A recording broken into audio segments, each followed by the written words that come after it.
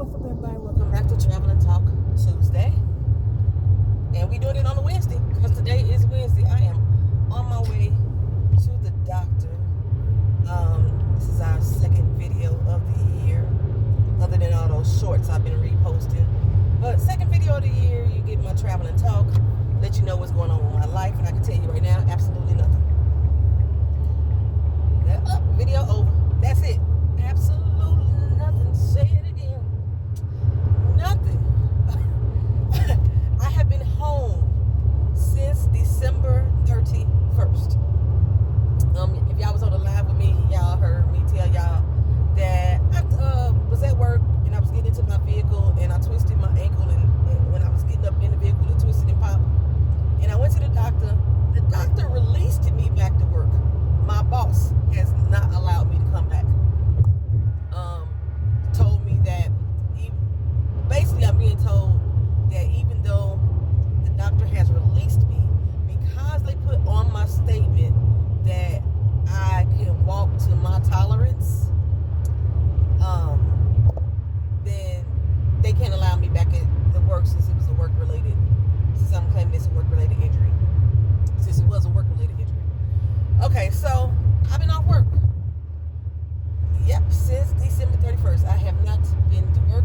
I have not clocked in.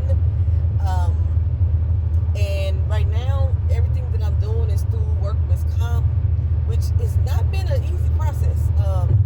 They want me to do, I did everything online. It's pretty much everything you got to do is online now. Nobody communicates or deal with it and have any human interaction anymore. So I have to do everything online, right? And, but, like, they tell me I'm responsible for finding my own doctors and things of that nature to go see if I'm okay. And they have to be able to accept the federal workers' compensation, which, I go to the VA, and they do accept it. However, where I got to go get, like, my MRI and stuff done, they want to speak to the workman's comp adjuster. I don't know who the fuck that is. I don't have an adjuster for it. I know. I've been off work since December 31st, and I have not spoken to anybody at workman's comp. You can only do things online. So I went to go ask a question online in regards to needing to speak to somebody about the case, and I hit submit. Once I hit submit, it closed my fucking case out. So I don't even know if I have an actual case going on right now.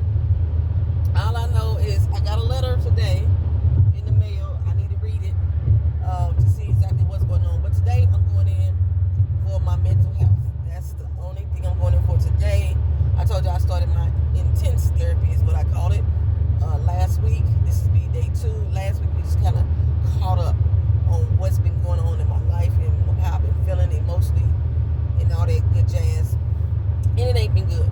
I've been on a downward spiral. You've been seeing me comment or share stuff, but as far as me coming on the video and actually recording and talking to you guys, that ain't been the thing, because I have not been in the headspace. I ain't been in no place good. I've been in the dark space. Now I'm dark enough that I wish to harm myself. I want you to let know that, but in the dark space where I could harm y'all if y'all was in my way. That type of dark space. So that's what I'm going to the doctor to talk about. And I could pinpoint today.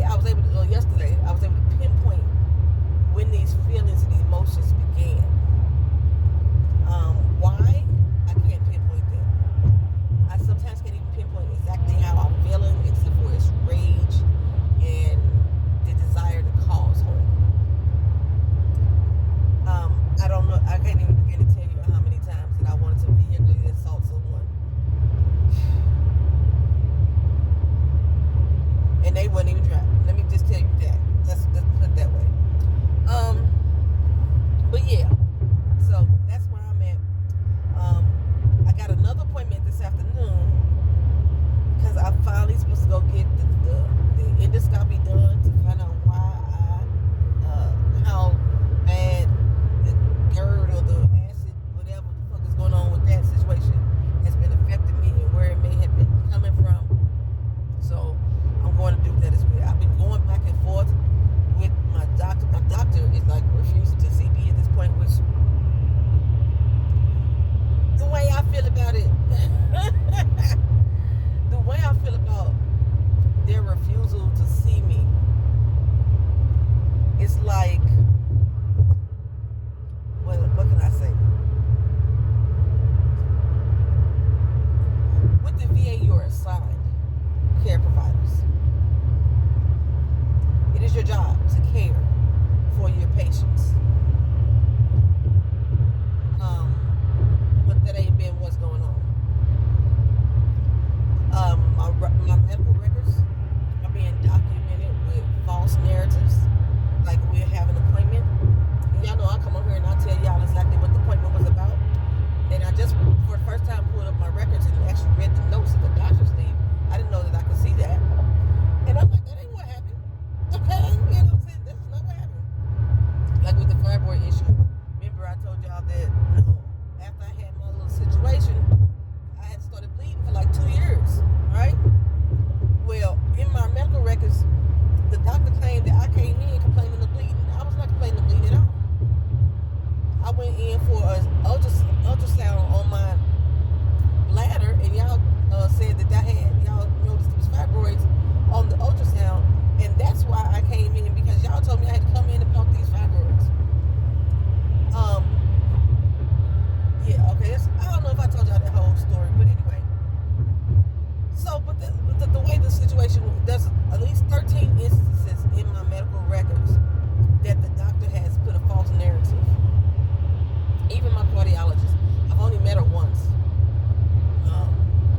And in my records, they were talking about my medication, right? And she said that I indicated that I am taking my medicine. However, outside medical records show that this is a lie. Where the fuck that come from? First of all, I don't go to doctor outside of the VA. But the ones I have went to go see outside of the VA was long before I had any cardiac situation. And the cardiac and the medicines that I was taking prior to this cardiac situation had not a damn thing to do with my heart. So once I developed the heart condition, I told y'all that the top of my heart beats faster than the lower of my heart, is what they told me. Once I developed that condition, the medications that I have been prescribed for my heart, I take. So when she asked me the question about whether or not I'm taking my medications, I answered truthfully. And for her to go into my medical records and put in that that's a lie, that's the type of shit I've been dealing with. So since I've been complaining about that type of thing, I've been going to the patient advocate office, advocate for myself.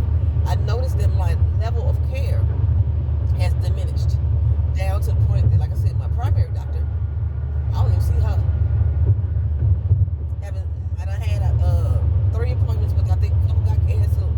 The last one, she reassigned me to the nurse, and like the situation I'm going through right now with my leg, I can't deal with the nurse. I have to have a doctor's signature on my paperwork. So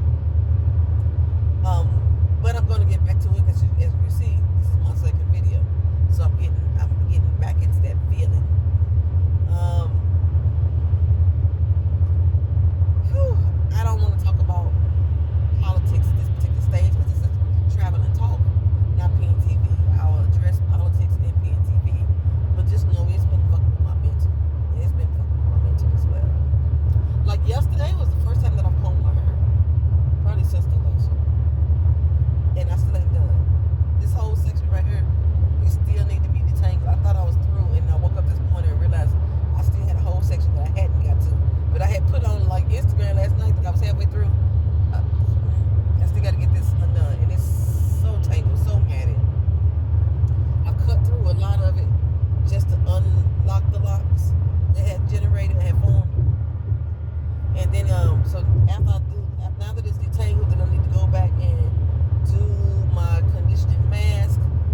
I created one with, hyaluronic acid and all that stuff. Put that in here, let that sit in so I can start drawing moisture back into my hair. Because I have let it dry out.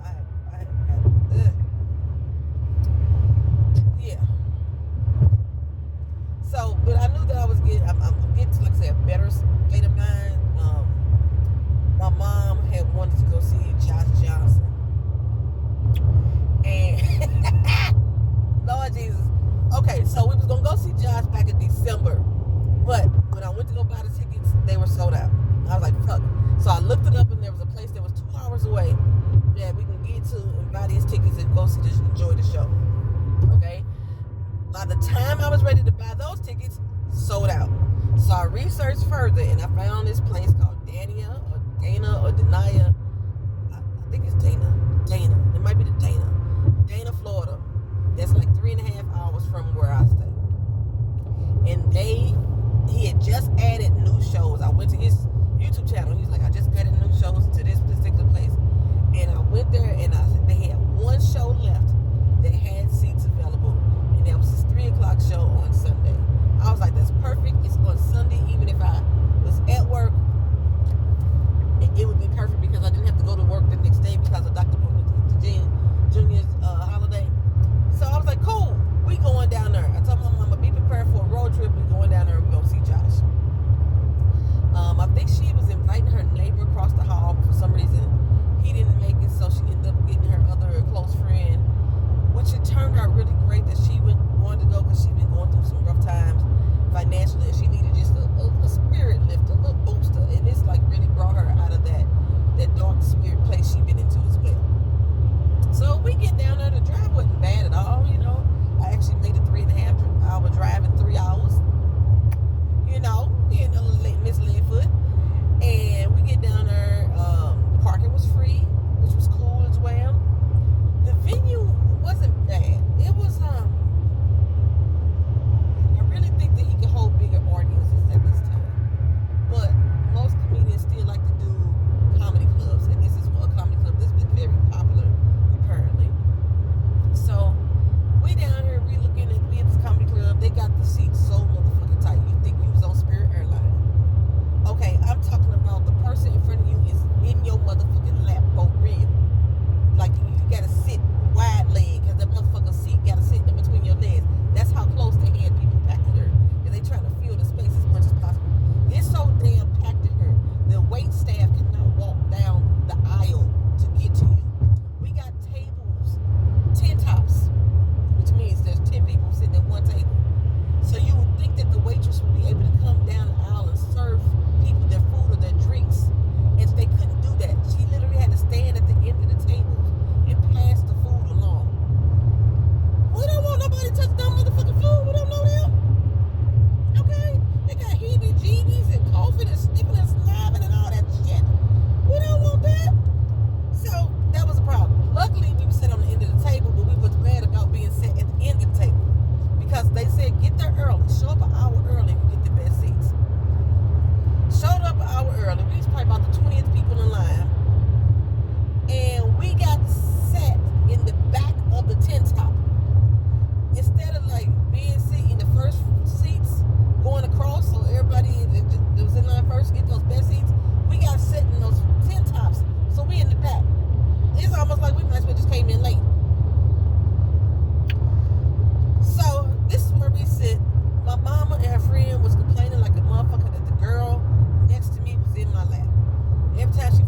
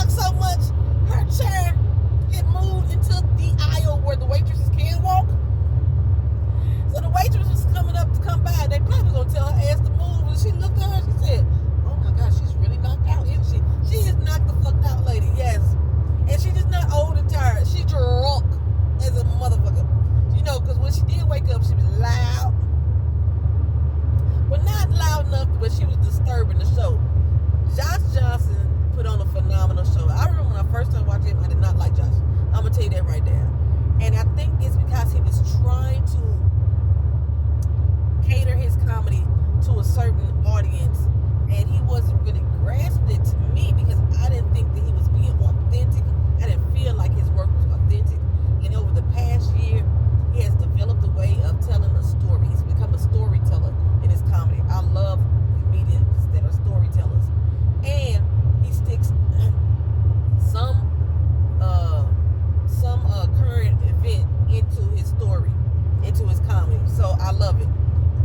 We laughed hard. I'm telling you, my face hurt so bad how much I was laughing from this show, especially the last 10 minutes.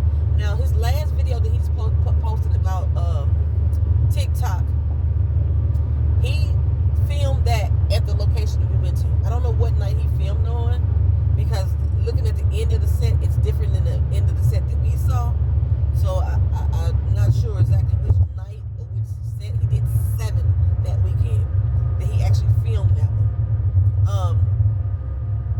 But it was really good. He did really well. The comedian that came on before him, Menzel, he did awesome as well. The host, she did her thing as well. So it was a good night. It was the 4 hour, but I did it in 3.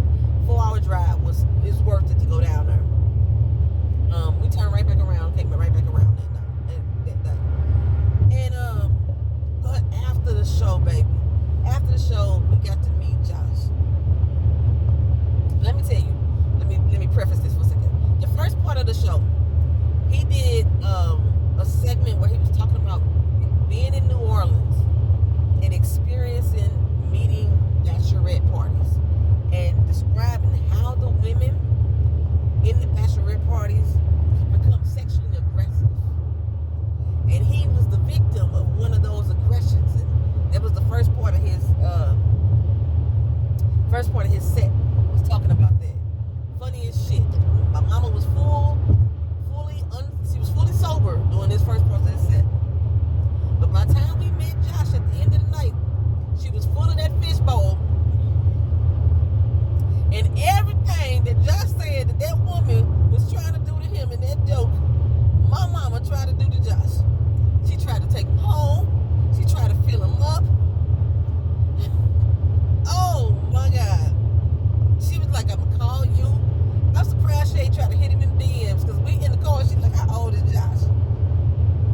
He old enough for me. I was like, girl, you're doing the most. So I had to apologize to Josh. I was like, that's all he thinking right now is bachelorette party. That's all he could think, because this woman is out here trying to accost him. Now the photographer was cracking up. So my picture looked kind of weird. Me and Josh head looked big as a motherfucker at the A1 when she took our picture, because he was laughing, because my mama the whole time was like, what's the word I want to use? It was beyond flirting with Josh. The entire time our pictures were being taken. And we didn't take the same picture, but she was out of the frame, and she still tried to get at him and get that man draws while we there at the comedy show. So that was an experience on top of that as well. I don't know why this person behind me is rolling up on me like I'm going some motherfucking where. I'm in the slow lane. I'm in the slow lane. There's 2 other motherfucking lanes over there to the left. Let me show you this bitch right here. Right there, her, you see her? Yeah, ho, I'm talking about you. I'm talking about you. I put that camera on her ass, she went around. Motherfucker.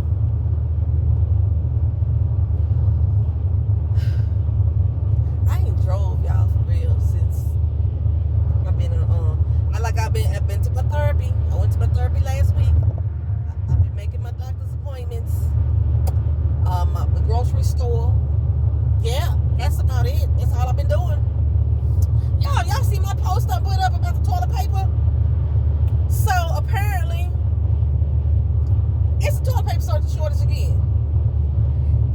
When COVID started, and I went to Home Depot to buy more toilet paper, and there was none there, that was the beginning of me knowing that a toilet paper shortage was coming. Because not long after that, all of the stores started being short on every other type of toilet paper.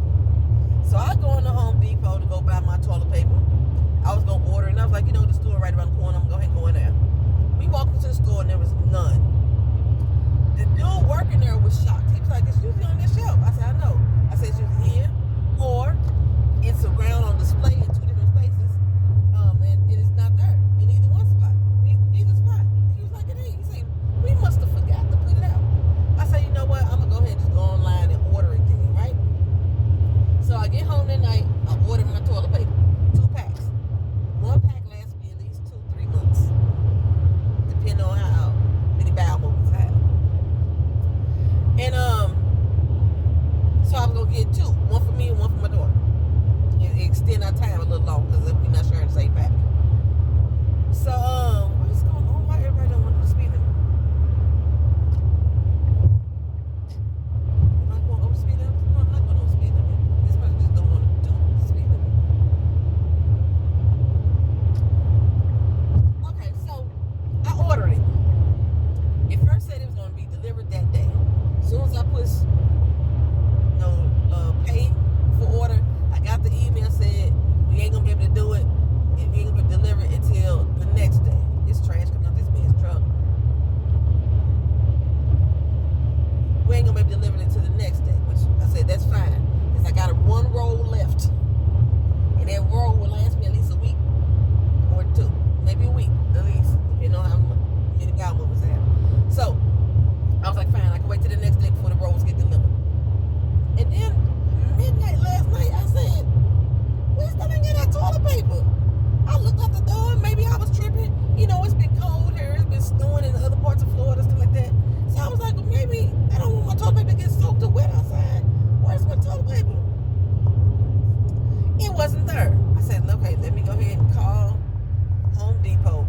First, let me check to see if I got any messages. So I went to my account and realized I had been refunded my money. I said, wait a minute, I know I bought my stuff from the Home Depot website. So I know it wasn't no scam. Why they refund my money? I had to search back about 20, 30 messages. It said that your order was canceled. I'm like, why the heck my order was canceled? It said if you didn't do this, then it's possibility. My phone is ringing. If you didn't do this, then it's a possibility that we short on inventory. So you can either order again or go into the store and get your refund. But they had already issued my refund directly to me, so I didn't have to go into the store. So then I go to look like, well, I'm gonna just go ahead and order it again. Well, I went onto the store's website. The store's website said they have none, no stock at all. So I started searching all the other stores and realized everybody was out of toilet paper.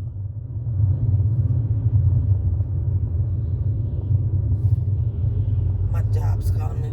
But everybody was out of toilet paper. And I couldn't understand why everybody was out of toilet paper.